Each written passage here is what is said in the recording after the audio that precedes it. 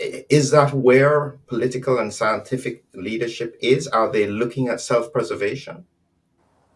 I don't know, and I think that's the bit I find that it's very difficult to get into the understanding and the mind of other people without knowing them. But it feels as if there was a stalling for time for a long while, which is why we saw so much censorship. Now, is there something else going on? Potentially, because I think there is going to be a lot of needing to self-preservate.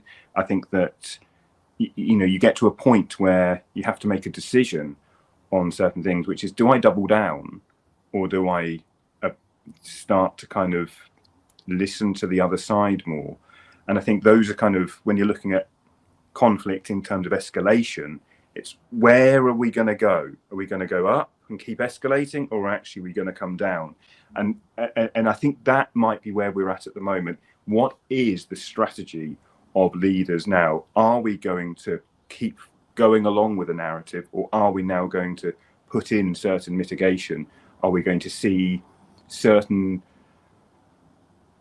admissions of some kind of fault? Maybe they're just small bits, but is it a drip feed onto a bigger bit? I don't know, but it's an interesting thing, because as you say, people are people, and we often find it very difficult to admit when there have been failures or whatever, or we've got it wrong.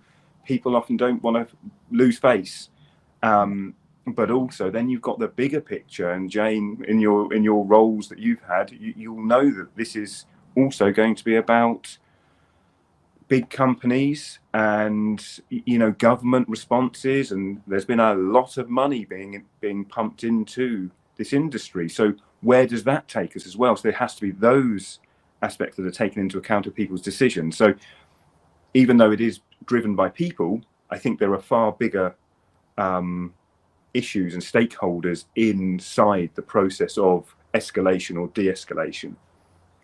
And that brings right in, I was recently watching this recollection about what happened with Merck and Vioxx in about the 2000s, when they had to pull back, and so many people had heart issues because of it, and Merck had to pay out billions of dollars in compensation. If you imagine being the mediator when you're talking to the Merck management at that time, what would you be saying to them? So mediation, one of the steps in mediation is what we call reality testing. So what's the real situation here? It's opening the story up, if you like, from, there's one narrative and it's about being right or wrong, to say this isn't about judgment and being right or wrong. It's about understanding the perspective, and as Christian says, from every stakeholder's perspective, what's really going on here.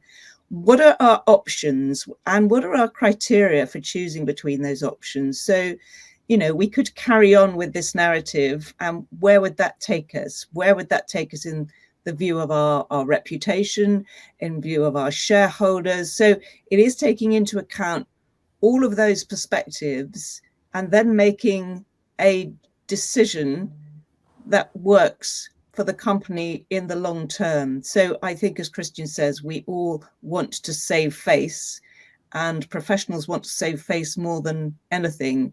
And what is being questioned is professional integrity. And that's very, very hard to have your professional integrity questioned, whether you're a doctor or a chairman or a CEO of a company. Your professional integrity is being questioned here. How do you step up and say, actually, I'm now looking at this from a much wider perspective, and I've reality tested this, and I can make a different call on this because of what I now see?